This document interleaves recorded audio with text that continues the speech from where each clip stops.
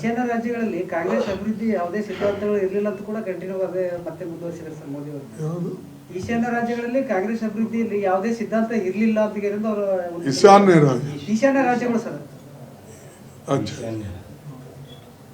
ನೋಡಿ, ರೇಲ್ ತಗೊಂಡು ಹೋಗಿದ್ದೇವಂತಾನ ಇವರೇ ಮಾಡಿದ್ರ.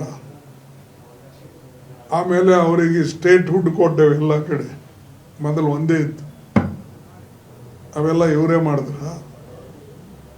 ಅನೇಕ ಹಾಸ್ಪಿಟಲ್ಸು ಮತ್ತು ಅನೇಕ ಇದು ಅಲ್ಲಿ ನಮ್ಮ ಮನಮೋಹನ್ ಸಿಂಗ್ ಅವರು ಆಸಾಮಲ್ಲಿಂದ ಆರಿಸಿ ಬಂದ ಮೇಲೆ ಆ ಭಾಗಕ್ಕೆ ಮಹತ್ವ ಕೊಟ್ಟು ಇನ್ಯಾರೂ ಕೊಟ್ಟಿಲ್ಲ. ಸುಮ್ಮನೆ ಹೇಳ್ತಾರೆ ಅವರು.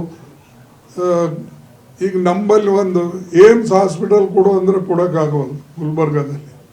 ನಮ್ಮ ಏರ್ಪೋರ್ಟ್ ಬಂದ್ ಮಾಡಿದೆ. ಏನು ಮುಖ ಅದ ಅವ್ನು ಮಾತಾಡೋದು? ನೀವು ಅಂಥವ್ರ ಬಗ್ಗೆ ಕೇಳ್ತೀವಿ ಸರ್. ವಿ ಆರ್ ಸುದರ್ಶನ್ ಅವರು ತಮಗೊಂದು ಪತ್ರ ಬರ್ತಿದ್ದಾರೆ ಸರ್. ಈ ರಾಜ್ಯದಲ್ಲಿ ಗೊಂದಲ ಆಗ್ತಾ ಇದೆ, ಇದರಿಂದ ಆಡಳಿತಕ್ಕೆ ಧಕ್ಕೆ ಆಗ್ತಾ ಇದೆ, ತಾವು ಅದನ್ನು ಕೂಡಲೇ ಸರಿಪಡಿಸಬೇಕು. ನನ್ನ ಹತ್ರ ಏನೋ ಬಂದಿಲ್ಲ, ನಾನು ನೋಡಿಲ್ಲ. ಆಫೀಸ್ಗೆ ಹೋದ್ರೆ ಗೊತ್ತಾಗ್ತದೆ. ಬಟ್ ತಮ್ಮ ಪಕ್ಷದ ಮುಖಂಡರಲ್ಲಿ ಅಂತ ಒಂದು ಭಾವನೆ ಕಾಡ್ತಾ ಇದೆ ಸರ್ ಆಡಳಿತದಿಂದ. ಅದೇ ಇರ್ಬೋದಪ್ಪ, ಏನಿದೆ ನೋಡ್ತೀನಿ. ಅವ್ರು ಯಾವ ಉದ್ದೇಶದಿಂದ ಬರ್ತಿದ್ದಾರೆ, ಏನೇನು ಅದ ಅದ್ರೊಳಗೆ ಕಂಟೆಂಟು ನೋಡಿಕೊಂಡು ಮಾತಾಡ್ತೀನಿ. ಅದೇ ಆಯ್ತು, ನೋಡೋಣ. ಅದು ಏನು ಹೇಳ್ಯಾರ, ಏನು ಸಲಹೆ ಕೊಟ್ಟಾರ ನೋಡೋಣ.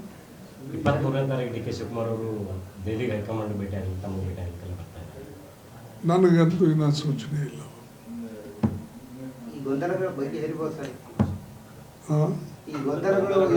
ಗೊಂದಲೇನೋ ಹೈಕಮಾಂಡ್ ಮಾಡಿದೇನ ಗೊಂದಲ ಅವರೇ ಇಲ್ಲೇ ಲೋಕಲ್ ಸೃಷ್ಟಿ ಮಾಡ್ಕೊಳ್ತಾ ಇದ್ದಾರೆ.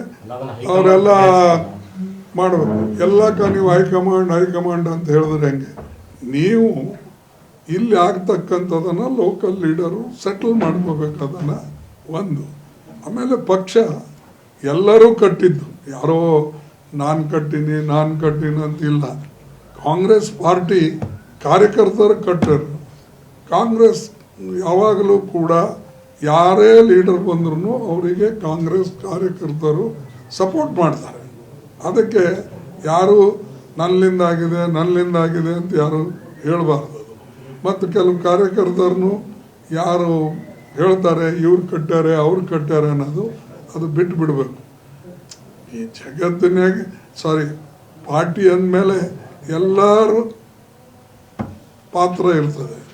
ನಿರ್ಭೀತ, ನಿಷ್ಪಕ್ಷಪಾತ, ವಿಶ್ವಾಸಾರ್ಹ ಸುದ್ದಿಗಳಿಗೆ ಮತ್ತೊಂದು ಹೆಸರಾಗಿರೋ ನ್ಯೂಸ್18 ಕನ್ನಡ ಈಗ ಆಪ್ನಲ್ಲೂ ಲಭ್ಯ ಇದೆ.